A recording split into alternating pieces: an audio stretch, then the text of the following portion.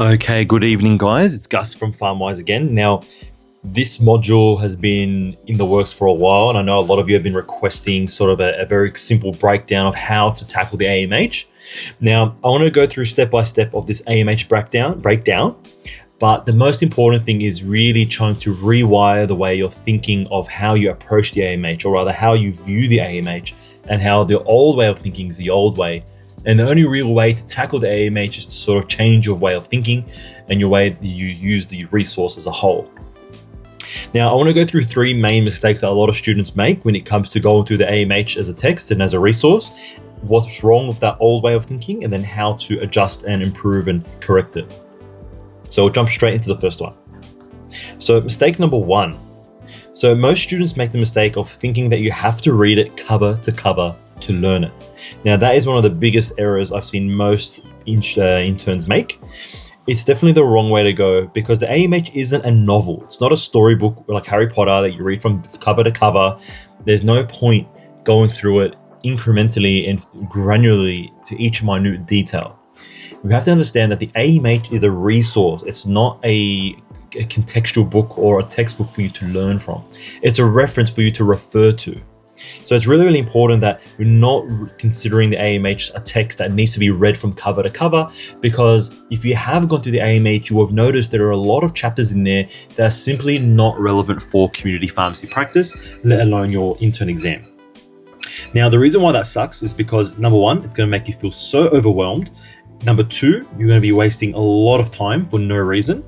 And number three, you won't remember a thing. So you won't remember anything properly by just reading it from cover to cover like a storybook. There's a little bit more strategy to learning the AMH and learning how to attack and break down the AMH in an appropriate way, that not only will you understand what you're reading, but you'll also know how to access specific information in the AMH come time for the actual exam scenario. Now, how to fix this mistake? Now, you can skim through it first just to get your bearings of where everything is in the AMH, but what you need to do is to take advantage of the contents page and the index. So the contents page at the beginning of the AMH essentially breaks down into minute detail the exact structure of the way the AMH is laid out for you guys, whereas the index is a strict alphabetical order sort of keyword reference where you can search by keyword.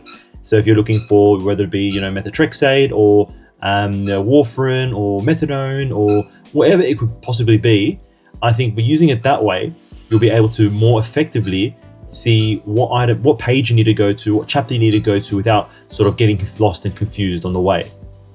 Because at the end of the day, you need to consider time is of the essence. So you need to take advantage of that. Now, mistake number two, not using color to your advantage.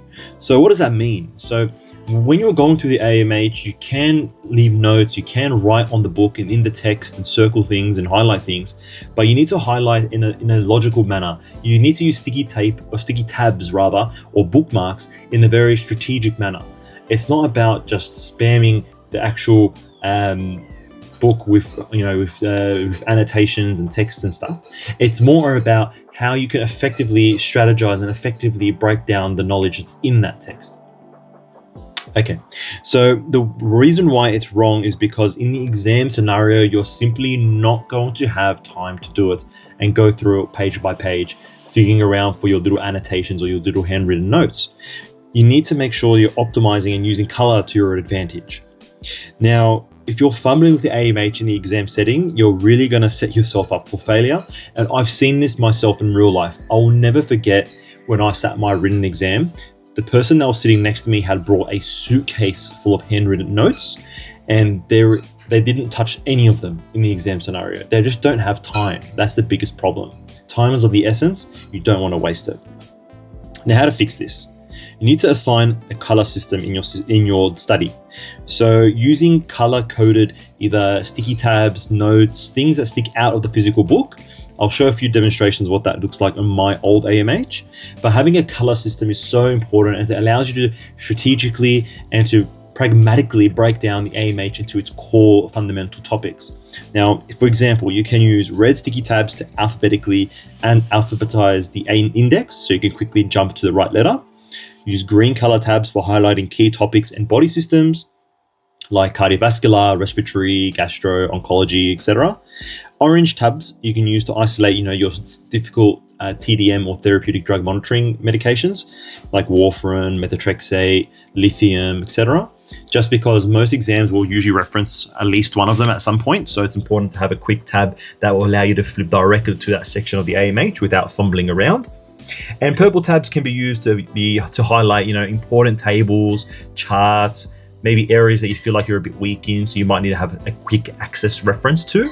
Just take advantage of it, and you can play around with it, make it work for you. Like, there's no strict, system involved when it comes to choosing what color you want to do, but whatever makes you remember and whatever is easy for you to communicate that information across to yourself. Now, let's know here, visual shortcuts make recall instant. So instead of wasting time learning and memorizing particular details, especially for the written exam, you can take advantage of the highlighting and the color system to allow you to jump to that difficult point straight away without wasting time. Now, the last and final mistake that I see a lot of students making, passive reading instead of active learning. So that's a huge one. So a lot of students, what they'll do is they'll go through the AMH and they'll be like, oh, wow, this is a really important sentence. That's a really important sentence. And they'll just highlight as they go. The problem here is that you're going to end up highlighting the whole book. So if you end up highlighting the whole book, you pretty much should have highlighted anything at all, more or less. Now, the opposite is also true. I've seen a lot of students, they get too sort of overwhelmed with AMH, so they don't highlight anything, which is even a worse situation. It's really, in terms of a solution, you need to find a balance. You need to find something in the middle that's going to do the job in terms of allowing you to actively understand and actively learn the content that's already hidden inside the AMH. Now, let's note here that passive learning or passive reading doesn't necessarily stick in most cases, and over highlighting pages is pretty much useless. Now, I've mentioned here active annotation. So as you're going through the AMH, and this is going to have to work in conjunction with your sticky tab system that we mentioned in the previous section. Now, using these two features in conjunction with one another is really going to allow you to rip apart the AMH and make it nice and easy and segmented, where you can quickly categorize particular sections in particular order. And everyone's different, and you can do it in your own way. It's completely customizable to whatever you find easy. Now, in this case here, I've mentioned you can use things like symbols, you can use things like active notes and annotations on the side of the margins, using sticky tabs in conjunction with the symbols together. It gives you the opportunity to really understand and be able to interpret difficult information really quickly and be able to source those difficult content very fast by tabbing correctly and accurately. Now, the secret is that ultimately what you want to do is that you want to turn the AMH into your personal medicines playbook, not necessarily a handbook. Reason being is because you don't want to fall for the trap of cramming and leaving it, just before the exam and flipping through pages and flipping through tabs, saying, what's first line, what's second line, what are the doses, what's the monitoring requirements, what's a step down strategy for an SSRI. You don't want to be asking yourself those questions in the exam room or the day before. You want to be able to be smart enough to be able to use this three-step system to tabulate everything that's in the AMH and to use smart and active annotations throughout the AMH to really be able to capitalize on the real estate that is available. The source itself is amazing. The AMH is actively updated all the time on the digital surface, or digital, sorry, I'm having mind blank, the digital resource. However, the handwritten resource is going to be updated yearly. So if I was you, I would use the online one for the majority of the study. However, when it comes to the month or 2 months before the actual exams, I would start tabbing the actual AMH and giving yourself some time to really break it down and go through it thoroughly. Now, generally speaking, the AMH is a resource. That's why it's very, very important to not treat it as a buddy or as a second brain. It shouldn't be your sole source of information and your sole source for answers for all questions. So it's really up to you to understand that you do need to learn the content, but at the same time, be intelligent enough to use these systems and other techniques to tabulate the AMH in an efficient manner. Other than that, that's about it for the AMH breakdown.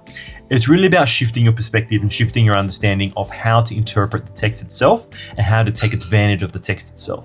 Now, in a few other videos, I might make an even more granular detail of how to physically tab it itself. Just let me know if you're interested in something like that. And if you have any ideas of what I should be covering next or areas you feel you're struggling with, let me know. Other than that, I'll let you guys go and have a great night. Take care.